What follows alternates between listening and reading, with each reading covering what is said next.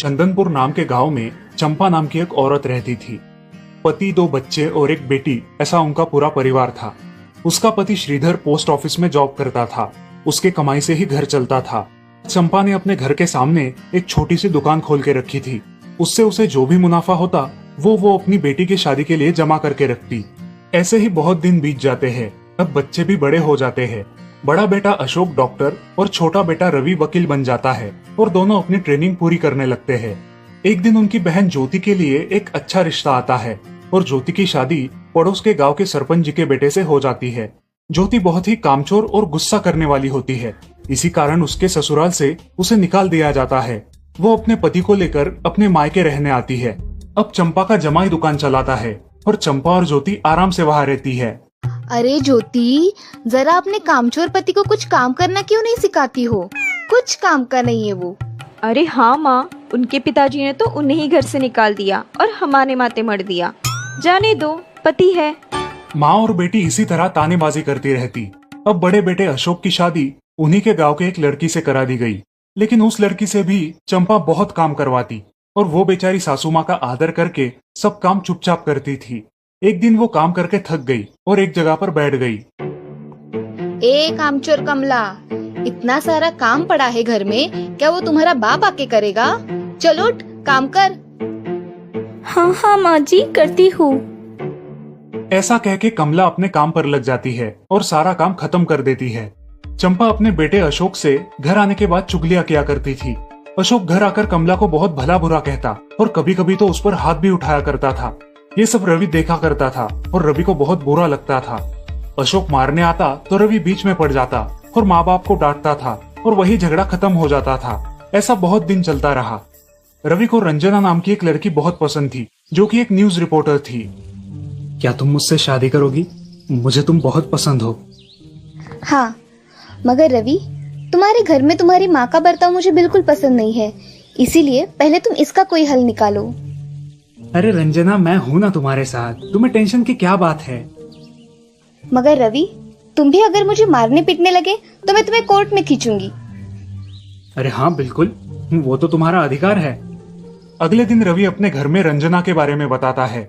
रवि की माँ चंपा उसे साफ मना कर देती है। रवि, तुम्हें कुछ समझ आता है या नहीं? अपनी बिरादरी की लड़की से शादी करो बेटा। इस घर में ये आखिरी शादी है और मेरे भी कुछ अरमान है बेटा। अजय, आप कुछ कहते क्यों नहीं? हाँ बेटा, तुम्हारी माँ सही कह रही है, तुम इसकी बात मान जाओ बेटा। नहीं पापा, मैं शादी करूंगा तो सिर्फ रंजना से, वरना मैं शादी नहीं करूंगा। सब चुप हो जाते हैं। अगले दिन रवि मंदिर से शादी करके घर आता है। सब अचरज से रवि की ओर देखते हैं और चुपचाप अपने कमरे में चले जाते हैं। कमला उन दोनों का स्वागत करती है और वो दोनों अपने कमरे में जाते हैं। कैसे लगा मेरा घर? अच्छा है, मगर सब मिलजुल के रहे तो और भी अच्छा होगा। रंजना, तुम्हें मेरी माँ को सबक सिखाना होगा, तभी घर के सारे सदस्य ठीक हो जाएंगे। ठीक है रवि, जैसा तुम चाहो। अगले दिन रंजना अपने घर के मंदिर में पूजा करने जाती है। तभी रुको, मेरे भगवान के मंदिर में तुम मत आओ, जाओ यहाँ से। ये कहकर सास रंजना को वहाँ से भगा देती है और घर के किसी भी काम को करने से मना कर देती है। तब क्या माँ जी, आज से मैं इस घर की बहू हूँ। इस घर पे मेरा भी उतना ही अधिकार है जितना कि आपका। क्या बोल क्या रही हो? निकल जाओ मेरे घर से। खबरदार अगर हाथ भी लगाया तो। पता है ना, मैं न्यूज रिपोर्टर हूँ। रातों रात खबर छाप दूंगी और कोर्ट के चक्कर लगेंगे वो अलग, समझिए आप। सास चुपचाप देखने लगी और उसकी बेटी और ससुर भी देखते ही रह गए। रंजना ने कमला से कहा, दीदी, मुझे आपसे काम है, आप मेरे कमरे में आइए। और हाँ, आज से खाना ज्योति दीदी आप बनाएंगी। अरे माँ, तुम कुछ बोल क्यों नहीं रही हो? ये मुझे काम करने को बोल रही है। अजय, सुनते हो? चलो मेरी मदद करो। हाँ आता हूँ। ज्योति किचन का काम करने चली गई और सास बाहर का काम करने लगी। रंजना कमला को लेकर अपने कमरे में गई और उससे कहा, कमला दीदी, आप कुछ कहते क्यों नहीं? आप चुपचाप सह लेती हो, उसका ये नतीजा है। अब देखो दीदी कैसे काम कर रही है। आप कुछ काम करती थी क्या शादी के पहले? नहीं रंजना, मगर अब घर से ही अपना खुद का कुछ व्यवसाय शुरू करने का सोच रही हूँ। बहुत अच्छे दीदी, अब आप किसी से मत डरिए, हम हैं आपके साथ। सच में किसी के साथ होने का कितना महत्व होता है। अब उसकी सासू माँ ही घर के सारे काम करने लगी थी और ज्योति को काम करवाने की वजह से ज्योति भी अपने ससुराल जाने की सोच रही थी।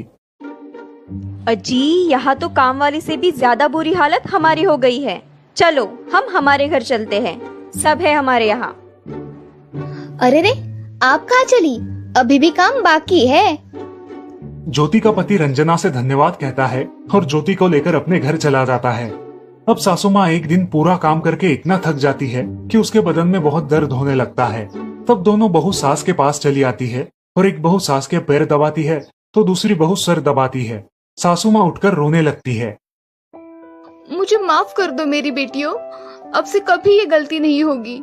सास को उसके किए पर पछतावा होता है और ये देखकर घर के सभी सदस्य बहुत खुश हो जाते हैं। रवि और रंजना भी बहुत खुश होते हैं।